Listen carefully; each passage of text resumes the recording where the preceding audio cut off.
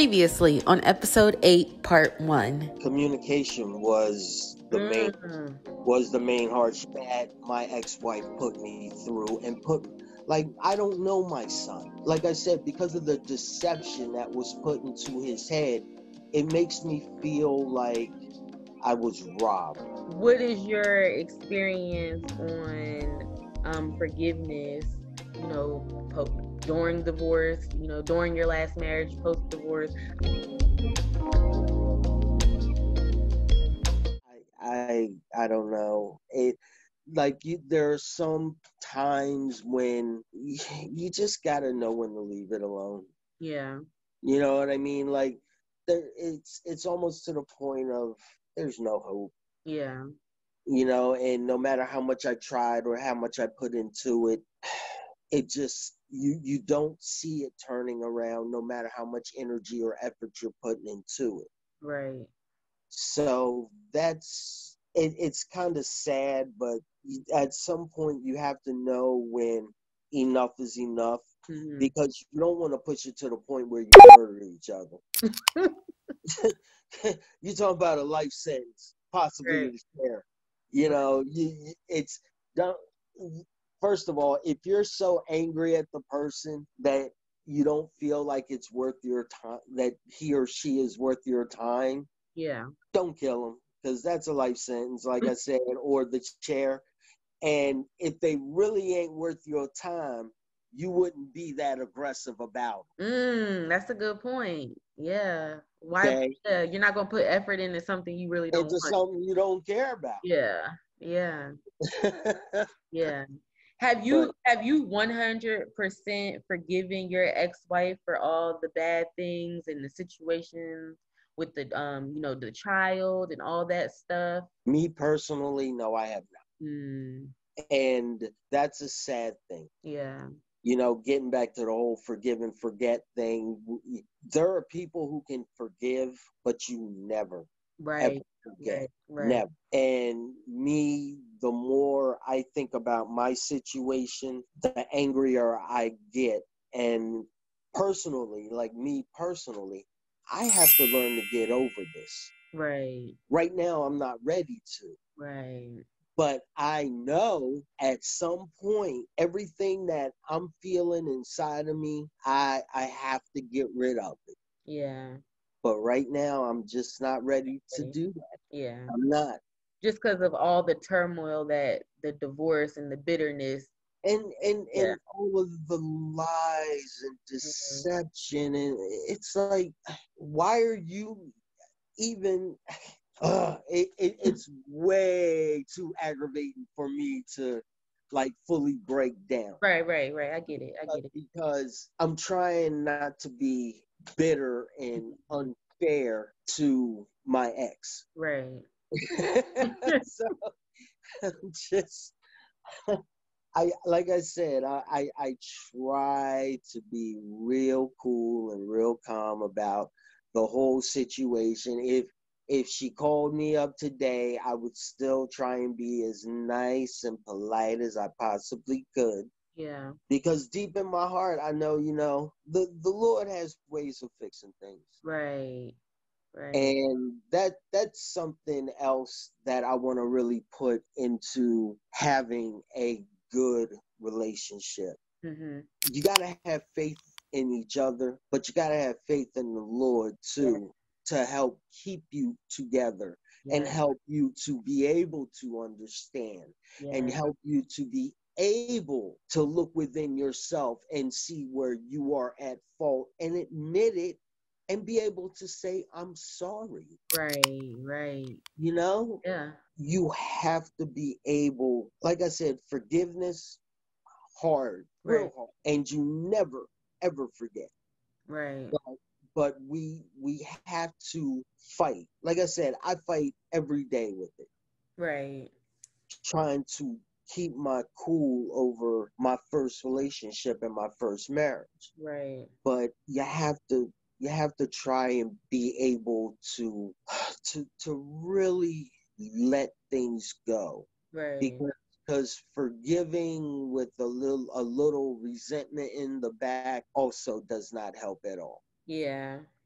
you Is know. there, is there anything that you would have done differently with your divorce? I would have gotten it sooner.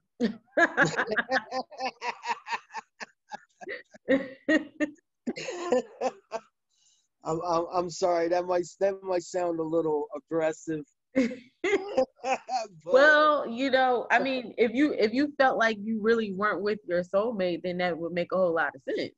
Yeah. yeah, and the thing is, I tried for the longest time to get my divorce earlier, but there were things, I guess, like my Mhm. life was very, very high strung and fast paced and Right. real aggressive, and I kind of just I kept filing and I kept getting paperwork back that I couldn't file.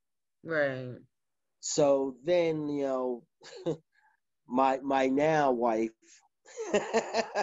she got to the nitty gritty of it and found a way to get me divorced with no problems. Right. So as soon as my divorce was over, and another reason, like I was trying to be a good father and wait until my son was 18 Mm. to make sure that he would reap some of the benefits from, my, package. Right. And all he wanted me for was his tuition, Right. so it hurt me. But now I try not to be bitter Yeah. and try not to be resentful or mean or mad about it, even though there might be a little aggression in my voice. Yeah. It's difficult when you're trying to give out love and you're not getting that love back. I can Exactly. understand how that can make somebody not be bitter, but just appear as though they're bitter. Yeah. Yeah, Yeah. I for mean, sure. it's a painful thing. Yeah. Any parent that has not had their kid in their life enough, trust me, it affects you. Mm, And sometimes it'll affect you spiritually as well as mentally. yeah. You tend to become bitter and a little aggressive because you feel so wrong. It's sad. Yeah. But that's why I even, like I say, every day to myself, there's no need in me getting bitter or mad about it. This is my life now. I Right. have a wonderful, loving woman who is by my side through everything. Right. Every illness, every hospital visit, every ambulance ride. She has been there, Right. trying, and not just her, but my darling little girl too, the Right. one who knows her daddy and loves him. Yeah. You Yeah. know, I am truly blessed. I wish I had, my son also, but Right. I am truly blessed for the family that I have found and worked to create and maintain. It's a constant job. Right. There's nothing easy about it, but Right. you have to take the time, the energy, and the effort to make sure that your companion knows how much you love them. Yeah. Yeah. Effort. Effort. It's no, it's not just effort, it's work. Yeah. And it's hard work. Yeah. But because you love that person, you put that work in. Right. I have a question. Okay. A lot of social justice stuff going on. So I want to know from your standpoint, you're a black man. Do you think black men have a harder time staying married than another race, and why? Yes, because most men of color have a very rough life. Hmm. Even if you're in the suburbs somewhere as a black male, there are other things you have to deal with. Oh, like there a lot, like when I first came to New Jersey, I was originally born in Washington, D.C., Hmm. a predominantly black area. Right. And I came from there and I came to New Jersey, middle of the woods, from the city to the woods. And trust me, I wasn't happy about it. Okay. But it was a beautiful area. My mother and father were working very hard to make sure I had the best things in life and could do anything and everything I wanted to in life. And it was a culture shock for me. Mm-hmm. Because when I got here, I had all kinds of racial problems. I was in a fight every damn day. Yeah. Because of the color of my skin. And then hearing that word. Yeah. That word every damn day. And having to punch somebody in the mouth for using it every damn day. Yeah. Okay? It's harder for the black male, but it's even harder for the black woman. Yeah, that's true. You know, for every strong man, there's a strong woman behind him holding him up. Yeah. We suffer as a people since day one of being taken from wherever they took us from. Right. Whatever island or whatever country. Right. You know, we have all suffered. If you are a person of color, and I'm even talking about Asians, Hispanics, you know, we have all suffered at the hands of a Caucasian person at some point in time in our life. Right. And we've all had to deal with it. Right. And it's not right. It's not right. You know, the reason why there are so many protests now is because we're at the point we're sick of it. Right. We've had enough.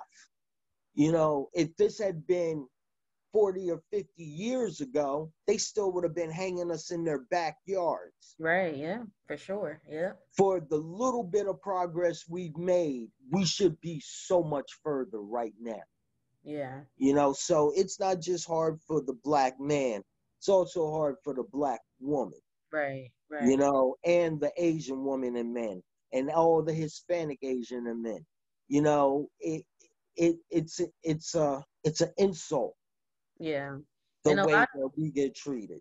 And a lot of you know, I always said yes to that question because a lot of black men, they don't come from a 2-parent household, so they don't see how a woman is supposed to treat a man or a man is supposed to treat a woman because of, you know, stuff like this, like divorces happening. Like your child won't see a father figure in the household. He won't, well, at least not his own. I don't know, but you know, so it's harder for us, for black men. Well, this is the other thing. When they see their parents get together after separating, it's always a fight. Right, right. So how can these children learn to respect their mothers and fathers when they don't see them getting respected?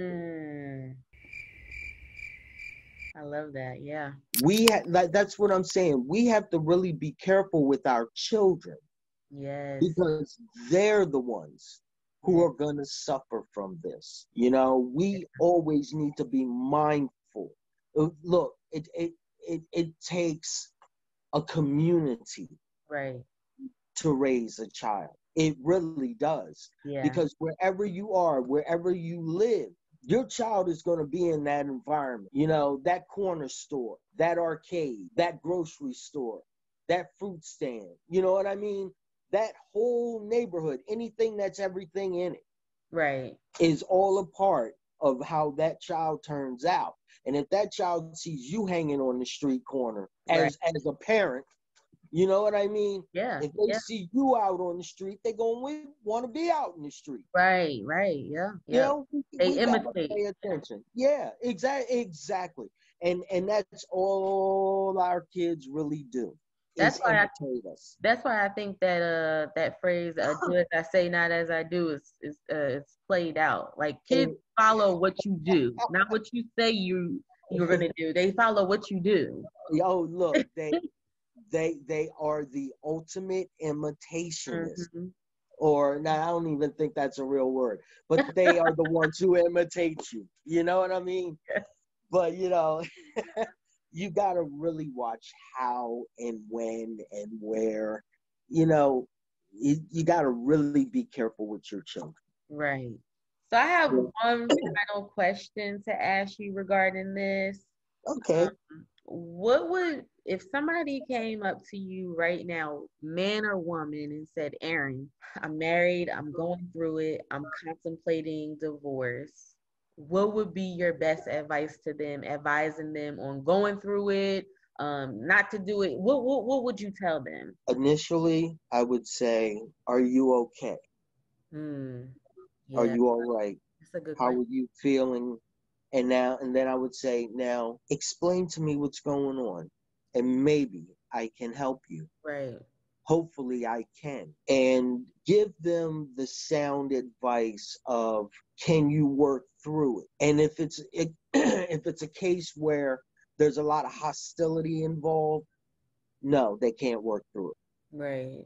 You know, so tell them, go seek help right here, right now. Right. Get out. And if there's a kid involved, take the kid too. Yeah. All right. In that circumstance, then you say, okay, look, I'm going to go stay with such and such and so and who for a little while. I'm going to take little Johnny or Susie or Benny or whoever with me. You know what I mean? Yeah. And, you know, I'm going to call you in a couple days because right now I'm a little too mad to talk about this. If it's something that can be worked out, talk to your friend and become your mate's best friend. Right. You know, take the time to understand and listen. Because like I said, me and my wife already figured it out. My wife now. Right. We already figured it out. Saying the same thing, just saying it in a different way. Yeah. You know, so you got to stop and take the time to understand. And remember, you're not always going to be right. You aren't always. Look, I don't care who you are not always right. You're right. You're right on that. Yeah. You know, learn how to stop and go, I was wrong. You know what, baby? I'm so sorry. I totally misunderstood that. Yeah. What, like, does that really hurt your ego so bad to say, shouldn't. I was wrong? I am sorry. Yeah. You know, learn to give your better half the props when they deserve it. Right, right. Absolutely, absolutely. You know? I love how you one last thing before I wrap up. I just want to say I love how you touched on asking that person, are you okay? Because a lot of the times we're not asking that to people. It's just a really simple question that we ask just to check on their mental health. And it's also a question you should be asking in your marriage too. Are you okay? Because you can't just assume exactly. You that know you're what? doing everything right. and that is exactly right. You picked up on that real quick, and I'm glad you did. You know, you just stopping and genuinely being concerned. Are you all right? Yeah. Trust me, it makes all the difference in the world. Yeah. Sometimes that's the difference between, a handshake or a gunfight. Right. You know, so we need to be very careful about the advice we give to other people because you never know where it'll lead. Right, right. That's the biggest problem with giving advice. Or correction, that's the biggest problem with giving unsound advice. You know, we have to really think about what we're saying before we say it. Yeah. You know? Yeah, absolutely. Absolutely. Definitely. Hey, look, and let me tell you, this has been a genuine pleasure to discuss with you. Yes, thank you. I enjoyed it too. Yes. It's been a genuine pleasure to discuss with you. I hope it opens up more discussion about the subject. I hope so. Yeah.